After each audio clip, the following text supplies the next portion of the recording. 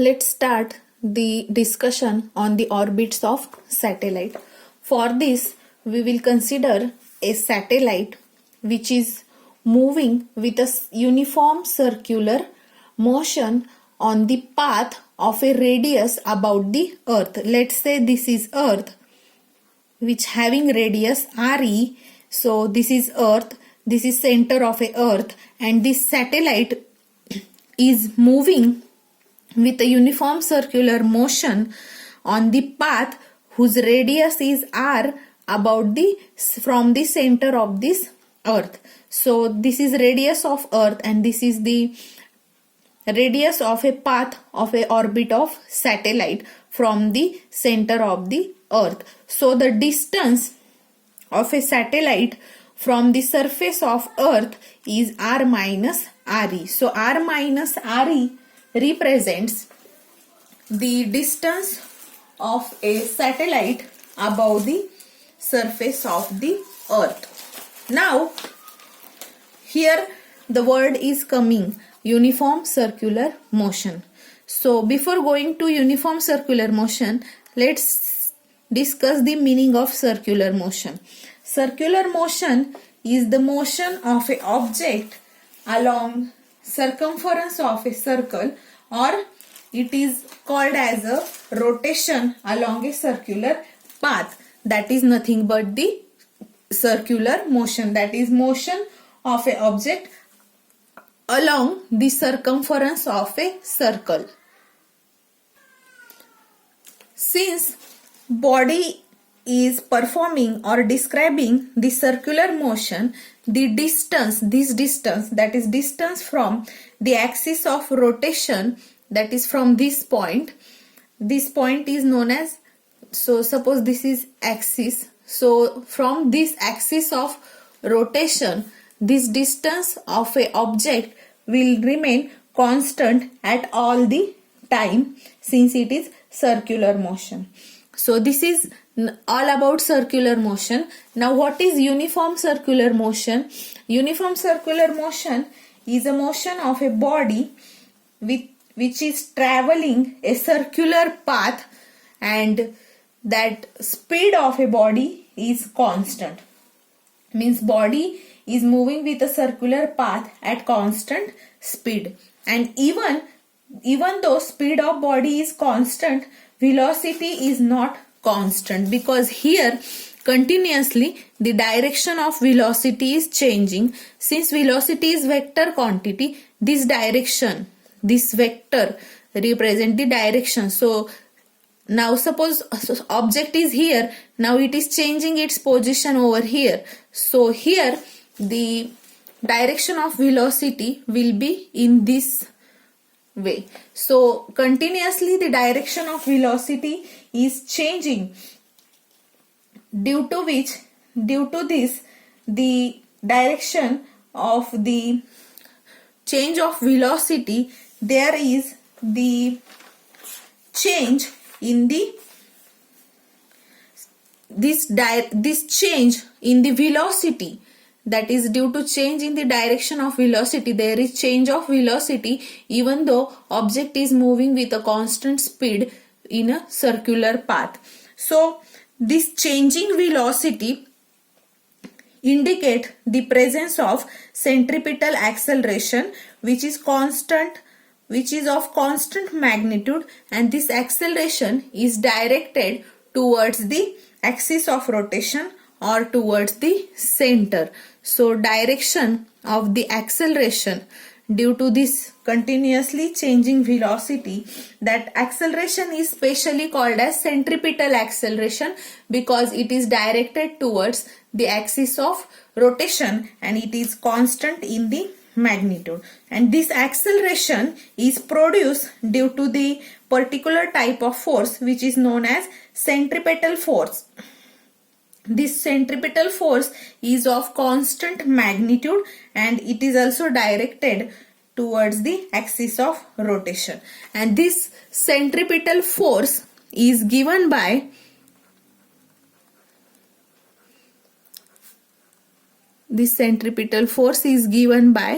mv square upon r, where m is Now here m will be mass of satellite, or it is representing the mass of a object which is performing a circular motion. So m is mass, v is velocity, and r is its distance from the Earth's origin. So this is nothing but the centripetal force. Hence, the centripetal force acting on the satellite is universal gravitational force which is exerted by the Earth. This means what? This centripetal force will be equal to gravitational force. So we have to equate gravitational force of a Earth with the centripetal force of this satellite. Now suppose capital M is mass of Earth and small m is mass of satellite. So for this, the gravitational force is given by gmm upon capital R square, and this will be equal to this centripetal force, that is mv square upon r. Here both the forces are negative because this is attractive force, therefore it is negative. We have already discussed about this. And this centripetal force is also negative because it is directed in inward direction. So this direction is taken as negative by convention. If your force is directing outward, it is taken as positive, but it is acting inward, that is towards the axis of rotation, therefore we have taken it as negative. So this is in vector form. If we took magnitude, we will get gmm upon r square is equals to mv square upon r. Let me call this as equation number 56. I am continuing with our previous equation numbers. So from this I can find this velocity. R will cancel this r square and this mass will get cancelled. So that if we find velocity, or let me find first v square, that is gm upon r. This implies that velocity is nothing but gm upon r, which is nothing but the orbital velocity of a satellite. So I will call this as equation number 57. Now the period, that is the time for one revolution. So the period of revolution for uniform circular motion is given by the formula capital T is equal to distance for one revolution upon speed during the revolution. This formula is originated or calculated by using the definition of velocity. Velocity is nothing but distance upon time in general, that is rate of change of displacement with time. So if I consider this as a speed, so speed is nothing but distance upon time and velocity is displacement upon time. You are familiar with this distance and displacement, that is scalar and vector quantities. So if there is speed, here there will be distance upon time. Now here we have to find time period for revolution, that is our periodic time. So we will rearrange this. We will take this t over here and this v on the denominator, so that we will get t is equal to x upon v. Now x is here distance for one revolution and t is and v is nothing but the speed during the revolution. That means if we have to find t, we have to rearrange it in this way. So this is nothing but the origin of this formula, that is period for uniform circular motion. T is equal to distance for one revolution upon speed during the revolution. Now distance in one revolution, so that is one rotation of satellite, and satellite is moving in a circular path and it is moving along the circumference.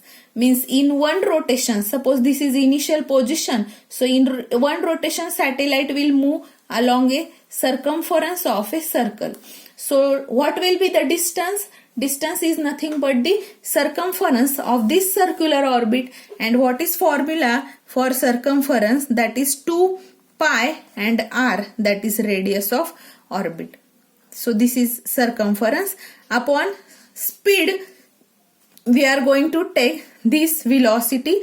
If we took this as a scalar quantity, then we can denote it as a speed. So I can take here v. Now we will substitute value of v, that is equation number 57, in t, so that we will get t is equals to 2 pi r. Now here it is 1 upon v. So reciprocal of this will be root r by gm. So I will directly write here r upon gm.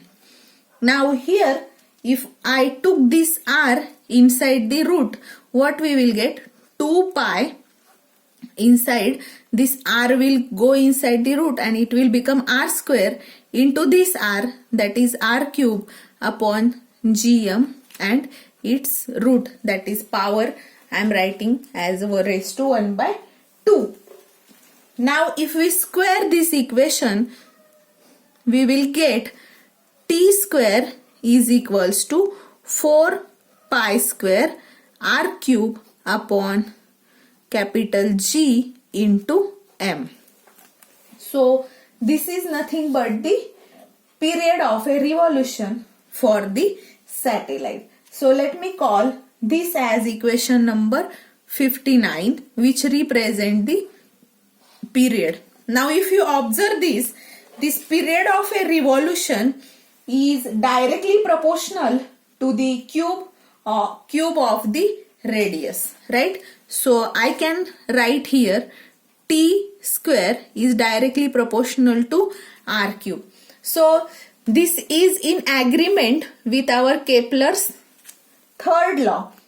So Kepler's third law was that period of a revolution is directly proportional to the cube of the semi-major axis, and at that point the motion was elliptical motion. Here the motion is circular motion. For circular motion also, period of revolution of a satellite is directly proportional to the radius of cube of the radius of the orbit. So this is in agreement or analog with the Kepler's third law. Now let's discuss about the geosynchronous orbit. So geosynchronous, this word, in this geo is one word and synchronous is another word. So geo is meaning of geo is earth, and meaning of synchronous is nothing but the existing with a same time or occurring at a same time. So synchronous meaning is, I have to write here. So I have written here meaning of this both word. Geo means earth and synchronous means existing or occurring at the same time, means the time is similar to the earth's time. So what this means physics wise, it means that the orbit of any satellite having period of revolution same as that of Earth's period of rotation about its axis is known as geosynchronous orbit.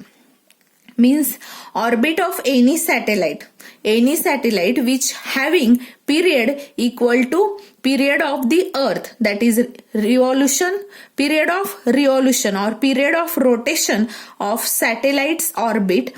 When it is equal to the period of revolution of a earth, then such satellite or such orbit of that satellite is known as geosynchronous orbit.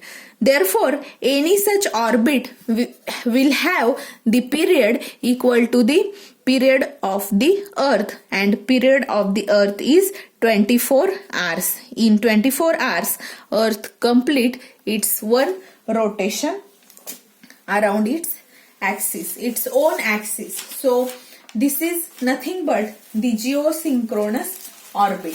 Now if we have to find the period of this value of period, we know already from previous equation, this equation number 59. From this equation, now we know the period, so we can find the distance of a satellite from the origin of the earth. And from this, we can also find the radius of a earth or distance of a satellite from the surface of the earth by using radius of the earth. So let's find the radius of the orbit. The radius of a orbit is calculated by using this formula, that is t square is equals to 4 pi square upon gm into r cube. That is equation number 59. We have recently derived, we have derived this equation. So in this equation, we already know the period. T is now here 24 hours. G is universal gravitational constant, which will have value 6.67 into 10 raised to minus 11 Newton meter square per kg square. Newton meter square per kg square. So this is the value of G. And we also have the mass of the earth, which is 6 into 10 raised to 24 kg.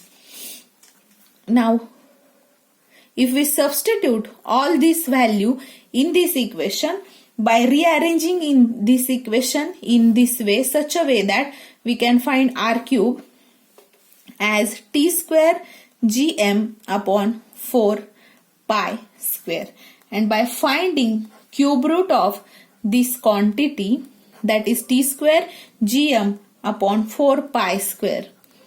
So by substituting all this value in this equation and performing mathematical calculation, we will get r is equals to 42241.2 kilometer. So this r is nothing but the radius of the orbit of satellite. Radius of orbit of satellite.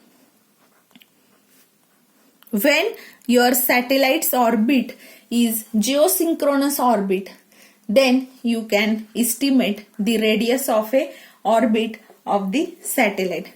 From this, we can also find r minus re, that is distance of the satellite from the surface of earth.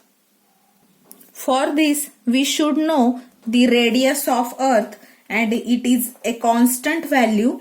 That value is 6370 kilometers. So this is radius of earth. From this, we can find the distance of the satellite above the earth surface. That means this distance also we can calculate. How? Now we have radius of a orbit and radius of a earth. Just put those values and perform this subtraction.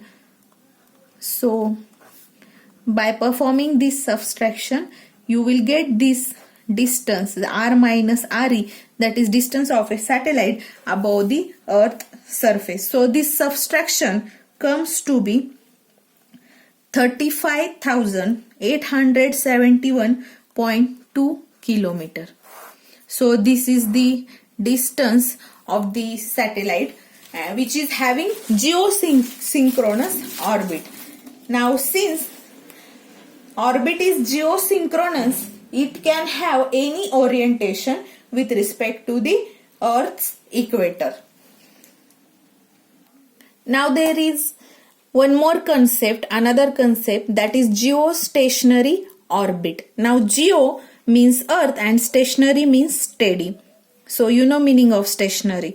So the meaning of geostationary orbit is nothing but the geostationary orbit of a satellite around the earth is such that this satellite will remain stationary with respect to earth and every point on the surface of earth. This means what?